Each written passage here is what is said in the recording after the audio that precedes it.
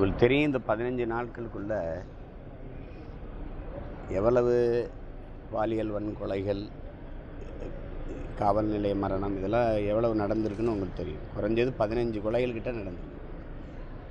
6 வயசு குழந்தைக்கும் பாதுகாப்பு இல்லை, 60 வயசு அம்மாவுக்கும் பாதுகாப்பு இல்லை, படிக்க போகிற பிள்ளை 17 வயசு பிள்ளையும் பாதுகாப்பு இல்லை. இது எப்படி பார்த்தாலும் இது சரியா இல்லை. இந்த சமூகமே ஒரு குற்ற சமூகமாக மாறிடுச்சுன்னு தான் இது எந்த மனநிலையில் 6 வயசு குழந்தைய அல்லது 17 வயசு பிள்ளையெல்லாம் வன்புணர்வு செய்து கொலை செய்கிற மனநிலைங்கிறது எவ்வளவு, அதை நினச்சி கூட பார்க்க முடியாது நீங்கள். அப்போ எந்த மாதிரி ஒரு சமூகம் தயாராகி போகுது? எப்போவாவது அரிதுன்னு அரிதாக இது மாதிரி ஒரு நிகழ்வு நடக்கும், அதுக்கு உரிய தண்டனை கிடைக்கும், அது குற்றங்கள் குறையும், அப்படி தான் இருந்தது. ஆனால் இது தொடர் செய்தியாக இருக்கிறது, இதுவே ஒரு நாகரிகமாக மாறிக்கிட்டு இருக்கோ அப்படின்னு நமக்கு. ஆனால் எல்லா குற்றவாளிகளுக்கும் அது காரணம் அது பின்புலத்தை பார்த்திங்கன்னா, குற்றவாளிகளில் 90 விழுக்காட்டுக்கு மேலே நிறைந்த போதையில் தான் இருக்கிறாங்க. உங்களுக்கு தெரியாது எல்லாம். அது கணக்கில்லாத போதை கட்டவிழ்த்து விட்டுட்டு அப்புறம் சட்டம் இருக்குது, ஒழுங்கு எங்கே இருக்குது? ஒரு கட்டுக்குள்ளே வரலை, ஒரு கட்டுப்பாட்டுக்குள்ளே வரலை. இது எங்கே போய் நிற்கும்னு தெரியல. எப்படிப்பட்ட நாடாக இது மாறிக்கொண்டிருக்குன்னு தெரியல. இதுக்கு யார் ஒருத்தர், நீங்களும் பொறுப்பேற்கணும், நானும் பொறுப்பேற்கணும், எல்லாரும் பொறுப்பேற்கணும். ஏன்னா ஒரு சிந்தனை என்பதே சமூகத்தின் விளைச்சலுங்கிறான். சமூகம் எப்படி இருக்கோ அதுதான் அது பிரதிபலிக்குது. அது ஒரு ரொம்ப கேடுகட்ட, ஒரு நாகரிகமற்ற, அறமற்ற, ஒழுங்கற்ற சமூகமாக மாறிக்கிட்டு. இங்கே 2 தான் எல்லாரும் தெரிஞ்சுக்க வேண்டியது ஒரு செய்தி இருக்குது. என்னென்னா, சாதி அரசியலாகி அது அதிகாரத்துக்கு வருது, சாதியே அரசியலாகி அதிகாரத்துக்கு வருதுன்னா அங்கே சமத்துவம், சகோதரத்துவம் செத்து போயிடும். மதம் அரசியலாகி அதுவே அதிகாரத்துக்கு வருது அப்படின்னா அங்கே மனிதம் என்பது செத்து போயிடும். பணம் அரசியல் ஆகுதுன்னா அங்கே பண்பாடு, ஒழுக்கம் செத்து போயிடும். இதை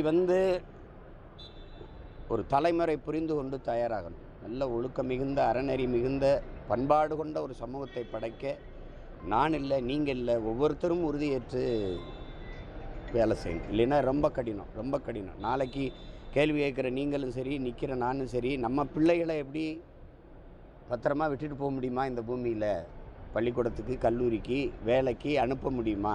இது 60 ஆண்டுகளாக மாறி மாறி ஒவ்வொரு முறையும் நம்ம போராடுறோம், மனு கொடுக்குறோம், முறையிடுறோம். ஆனால் திருப்பி இதே அதிகாரங்களே மாறி மாறி நிறுவப்பட்டு கொண்டுக்கிட்டே இருந்ததுன்னா அப்புறம் என்ன மாற்றம் வரும்? அப்புறம் என்ன? சும்மா அது பேசிய ஆற்றாமையை வடிச்சுக்கிற வேண்டியதுதான். விஜய் இந்திய கூட்டணி போராடுன்னு ஒரு பேச்சு அடிப்படுது. இப்போ சிபிஐ சம்மன் அனுப்பியிருக்கு. அதை நீங்கள் எப்படி பார்க்குறீங்க? இதையே கேட்டுக்கிட்டு என்னைக்காவது என்னையை பற்றி அவர்கிட்ட ஒரு கேள்வி கேட்டிருக்கீங்களா? வேற ஏதாவது வேற ஏதாவது சசிகலா அவங்க கட்சி பேர் சின்னமாக அறிவிச்சிருக்காங்க. தமிழக அரசியல் எதுவும் மாற்றம் வருது? ஒரு மாற்றம் வரணும் தானே எல்லாரும் கட்சி ஆரம்பிக்கிறாங்க. வாழ்த்துவோம். அம்மா ஒரு மாற்றத்தை கொண்டு வர்றதுக்கு வாழ்த்துவோம். இது இருக்கிறாங்க, நிறைய அனுபவம் பெற்றிருக்கிறாங்க, சொல்கிறாங்கல்ல, நான் இதை செய்வேன்னு எதிர்பார்ப்போம். பிரைவேடைசேஷனே கூடாதுன்னு திமுக போராட்டம்லாம் நடத்துகிறாங்க. என்னது பிரைவேடைசேஷன், தனியார் மயம் கூடாதுன்னு அவங்க கொள்கையில் உறுதியாக இருக்காங்க. யாரு? திமுக. யாரு? திமுக. பாரா, இப்போ பார்த்தீங்கன்னா தனியார் கால்நடை மருத்துவங்கள்லாம் திமுக என்னைக்கு சொல்லுச்சு தனியார் இதுன்னு சொல்லி? தனியார் மயம் கூடாதுன்னு சொல்லிட்டு இருக்காங்க. எப்பன்னு சொல்லுங்க, எப்பன்னு சொல்லுங்க. தனியார் மயப்படுத்துகிற ஆளுகள் யாருன்னு சொல்லுங்க. இங்கே உங்கள் நாடு ஏற்றுக்கொண்டிருக்க பொருளாதார கொள்கையே தனியார் மயம், தாராளமயம், உலகமயம், ப்ரைவேட்டைசேஷன், லிபரலைசேஷன், குளோபலைசேஷன். அதை ஏற்றுக்கொண்ட போதே உங்கள் நாடு சந்தையாயிருது. உங்களுக்கு விளங்குதா? இதில் எங்கே சொல்லுச்சு திமுக? தனியார் மயப்படுத்தினதே, கையெழுத்து போட்டதே இவங்க தான். நீங்கள் கால்நடை மருத்துவம் நேரத்துலேருந்து போராட்டம் ஆரம்பிச்சிருக்காங்க, தனியார் மயம் கூடாதுன்னு. எது தனியார் மயத்தில் இல்லை? துப்புரவு பணியாளர்களை தூக்கி தனியார்ட்ட கொடுத்தது யார் சொல்லுங்கள் நீங்கள்? கல்வி தனியார், மருத்துவம் தனியார், போக்குவரத்து தனியார், குடிநீர் விநியோகம் தனியார், சாலை போடுதல் பராமரித்தல் தனியார், மின் உற்பத்தி விநியோகம் தனியார், சாராய கடை மட்டும் அரசுக்கிட்ட இருக்குது. வேறு என்ன இருக்குது? என்னைக்கு சொல்லுச்சு திமுக? இப்படி ஒரு குண்டை தூக்கி போடுறீங்க நீங்கள். ஈரான் மேலே இஸ்ரேல் போடுற குண்டை விட பெருங்குண்டா இருக்கப்பா. என்டிஏ இப்போ இதெல்லாம் அலையன்ஸ்லாம் இன்னும் முடிவாகலை. ஆனால் நீங்கள் வேட்பாளர் வரைக்கும் பிரச்சாரம் வரைக்கும் வந்துட்டீங்க. எதுலேயும் முதன்மையாக இருக்கீங்க. இதை நீங்கள் எப்படி பார்க்குறீங்க? நீங்கள் இதெல்லாம் நீங்கள் சொல்ல வர்றது என்ன? அப்படி இல்லை, நம்ம விழிப்புணர்வோடு இருக்கணும், விரைந்து முடிவெடுக்கணும். அதுதான் எங்களுக்கு இப்போ வந்து நாங்கள் வந்து எப்படின்னா, எளிய பிள்ளைகள், எங்களுக்கு வந்து பெரிய பொருளாதார பின்புலமோ பெரிய ஏதோ இல்லை. அப்படிங்கும்போது நாங்கள் முன்கூட்டியே ஓடத் தொடங்கணும். புரியுதா உங்களுக்கு? முன்கூட்டியே ஓடத் தொடங்கணும். அவங்க தொலைக்காட்சியில் செய்தித்தாள்களில் முழு பக்கம் விளம்பரம் கொடுத்துக்குருவாங்க. எங்களுக்கு அதுக்கெல்லாம் வசதி இல்லை. அப்படிங்கும்போது நாங்கள் 10 வீடை சந்திக்கிறது 100 வீடை சந்திக்கணும். ஒருத்தரையும் 2-3 முறை சந்திக்கும் போது எங்கள் மேலே வந்து இந்த பிள்ளைங்க ரொம்ப பாவம், ரொம்ப நாளாக அலைகிறாங்க, ஏதாவது ஒரு ஓட்டை போடு, ஒரு வாக்கை செலுத்துவோம், ஏதோ சொல்கிறாங்கங்கிற ஒரு கவனம் பெறணும். அதனால் நாங்கள் முன்கூட்டியே அது தயாராகிறோம். இது என்னென்ன கொள்கையில் தெளிவு, குழப்பமில்லாத முடிவு. உங்களுக்கு புரியுதுன்னு நினைக்கிறேன். மாறுதல்னா உண்மையிலே மாறுதல், மாற்றம்னா உண்மையிலே மாற்றம். அதுக்காக போராடுறது. அதனால் கொஞ்சம் முன்கூட்டியே தயாராகி செய்கிறோம். ஒவ்வொரு தமிழர் நலனுக்காக போராடிட்டு இருக்கீங்க. ஆனால் அந்த போராட்டம்லாம் மக்களை போய் சென்றடையுதா? அதோட பலன் சென்று அடையுதானா? கொண்டு போய் சேர்க்க வேண்டிய பொறுப்பும் கடமையும் உங்களுக்கு தான் இருக்குது. நீங்கள் என்கிட்ட கேள்வி கூடாது. நான் போராடுறதுல நியாயம் இருக்கா இல்லையா?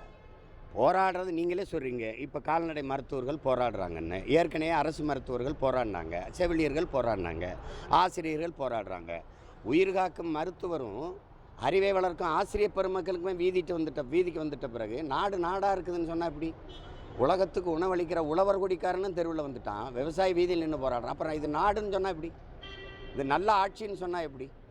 அதை கேள்விகள் எழுப்ப வேண்டியது, மக்கள்கிட்ட போய் சேர்க்க வேண்டியது நீங்கள். என்னுடைய குரல் ஒரு குரல் தான். ஆனால் நீங்கள் வந்து பல லட்சக்கணக்கான மக்களை கொண்டிருக்கிறீங்க, பார்வையாளர்களாக. நீங்கள் தான் அதை கொண்டு போய் சேர்க்கணும். இப்போ எப்படி நாங்கள் என்ன செய்ய முடியும்? எங்களுக்கு கடைசியாக கையளிக்கப்பட்டிருக்க கருவி போராட்டம் தான். எங்களுக்கு போராட்டமே வாழ்க்கையாக மாறி இருக்குது. அப்போ நாங்கள் அதை செய்கிறோம், வழி இல்லாமல் செய்கிறோம். உலக அரசுகள் ஈரானுக்கு மோடி ஒரே ஃபோன் பண்ணாக்க ஈரானை காப்பாற்றலான்னு சொல்லியிருக்காங்க அந்த தலைவர். நீங்கள் அதை எப்படி பார்க்குறீங்க? யார், எந்த தலைவர்? ஈரான் இல்லை, இந்த இந்தியா மட்டும் இல்லை, பல நாடுகளை இப்போ சீனா ரஷ்யாலாம் தலையிடணும். இது நல்ல போக்கு இல்லை. ஏன்னா இது நல்ல போக்கு இல்லை. ஒரு வளத்துக்காக அமெரிக்காவினுடைய முடிவை நீங்கள் பார்த்தீங்கன்னா ஒரே நடுக்கமாக இருக்கும். ஒரே ஒருத்தர் கட்டுப்பாட்டுக்குள்ளே உலகம் இருக்கணும்னா இப்படி. இந்த போர் என்ன நோக்கத்துக்குன்னு சொல்லுங்கள். என்ன நோக்கத்துக்கு? இப்படி தான் சதாம் ஹுசேனை நீங்கள் சொன்னீங்க, பேரழிவு ஆயுதம் வச்சுருக்கான்னு சொல்லிட்டு போர் தொடுத்தீங்க. ஐநா மன்றம் பேசி தீர்த்துக்கலாம், அப்படி இல்லை விசாரிப்போம்னு சொல்லும்போது அவசரமாக போரை தொடுத்து இது பண்ணீங்க. மொத்தமாக ஈராக்கை அழித்து அவரை தூக்கில் போட்ட பிறகு, சதாமை கொன்ன பிறகு என்ன தெரிய வருது? பேரழிவு ஆயுதம் வச்சுருந்தது ஈராக் இல்லை, வச்சுருந்தது அமெரிக்கான்னு தெரியுது. நீங்கள் வச்சுருந்த நேரம் பயன்படுத்தியிருப்பானா இல்லையா? இது என்னது? இந்த கேள்வியை உலகத்தில் எவனும் கேட்க மாட்டானா? நீ என் நாட்டு மக்களே, என் நாட்டையும் அழிப்ப, நான் வந்து இப்போ பேரழிவு ஆயுதம் வச்சுருக்கிறேன், நியூக்ளியர் ஃபார்ம் வச்சுருக்கேன், அணு ஆயுதம் வச்சுருக்கேன்னா பயன்படுத்தியிருப்பானா இல்லையா? அதை சொல்லுங்கள். என்ன பைத்தியக்காரத்தனமாக ஒரு குற்றச்சாட்டை பண்ணுற நீ? இந்த போரில் என்ன? நீ போரில் யாரை கொள்ள நினச்சி அவரை மட்டும்தான் கொண்டிருக்கியா? பச்சிலம் குழந்தைகள், இந்த கர்ப்பிணி பெண்கள், வயது முறிந்தவர், அவரெல்லாம் செஞ்ச பாவம் என்ன கற்பிக்க வருது இது? தமிழன் பேசாமல் எவன் பேசுவோம்? நாங்கள் பேசாமல் புதியதொரு உலகம் செய்வோம், கெட்ட போரிடும் உலகத்தை வேரோடு சாய்ப்போம்னு பாடிய பாவலனுடைய பேரன் பேத்திகளை நாங்கள் கத்தாமல் யார் கத்துவா? யாது முறை யாவரும் கேளியர்னு நேசித்து நின்ற பிள்ளைகள் தான் சொல்ல முடியும்.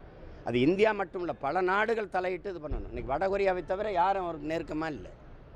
இந்த போரை வேடிக்கை பார்த்துருக்காங்க. நமக்கு எவ்வளோ பெரிய பின்னடைவு. பெரிய விடுதியெல்லாம் மூடிட்டு வராங்க. கல்லூரியெல்லாம் தங்கி படிக்கும் மாணவர்களுக்கு விடுதியில் சாப்பாடு போட முடியல, ஏன்னா எரிகாற்று இல்லை. இப்போ தேர்தலை அறிவிச்சதுன்னு வச்சுக்கிறோங்க, நாங்கள் எப்படி மின்வண்டியில் தான் போய் சைக்கிளில் தான் போய் ஓட்டு கேட்கணும்? அது தெரியுமா தெரியாதா? ஏன்னா பெட்ரோல் டீசல் இல்லை. ஒரு இடத்துலேருந்து இன்னொரு இடத்துக்கு அவசிய இடப்பெயர்வு இல்லை. இப்போ நீ பாறை உந்துகள் வராது, அப்போ காய்கறி விலை ஏறும். அப்போ ஒன்று சார்ந்து இருக்குல்ல. இதை தலையிட்டு ஒரு முடிவுக்கு கொண்டு வரணும்ல. போரை எவ்வளோ நாள் வேடிக்கை பார்த்துக்கிறது? இந்த போரில் ஒரு நியாயம் இருக்குன்னு சொல்லுங்கள். என்ன எதுக்காக போர் தொடுக்கப்படும்? ஆசிரியர்கள் ஒவ்வொரு பக்கம் போராட்டம் நடந்துகிட்டே இருக்குது. தம் பங்குக்கு இது திமுகவும் நாளைக்கு போராட்டத்தில் ஈடுபடுது மத்திய அரசை கண்டித்து. அதை நீங்கள் எப்படி பார்க்குறீங்க? சிரிக்கிறல்ல, அதான் பதில். வேறு என்ன சிரிக்க? சிரிச்சுட்டு போக வேண்டிய சிரிச்சு. கூட்டணிக்கு விஜய் வந்தால் தாவேக்கா இது உங்களோட நாம் தமிழர் கட்சியோட வெற்றி எதுவும் பாதிப்பு அடையுமா? என்னமோ பெரும் வெள்ளச்சேதம் பாதிப்புங்கிற மாதிரியே பேசிக்கிறீங்க. இதுக்கெல்லாம் நீங்கள் என்னுடைய வாக்காளர்கள் யாருன்னு தெரிஞ்சுக்கிட்டு நீங்கள் பேசுகிறீங்க. இதெல்லாம் என்னுடைய வாக்காளர்கள் தன் மொழி, தன் இனம், தன் நாடு, தன் மக்கள் நலன், நிலம், வளம், காடு, மலை இதையெல்லாம் நேசிக்கிறவன், பாதுகாக்கணும்னு நினைக்கிறவன். நீங்கள் கேட்டிங்கல்ல, இவ்வளவு கற்பழிப்பு நடக்குதே, இப்படி கொலை நடக்குதே, இப்படி அநியாயம் நடக்குதே, இதெல்லாம் தடுக்கணும்னு நினைக்கிறவன். நீங்கள் நல்லா கொஞ்சுங்க. இந்த நாடும் மக்களும் நீங்கள் சொல்கிறீங்க இப்போ போராடுறாங்க.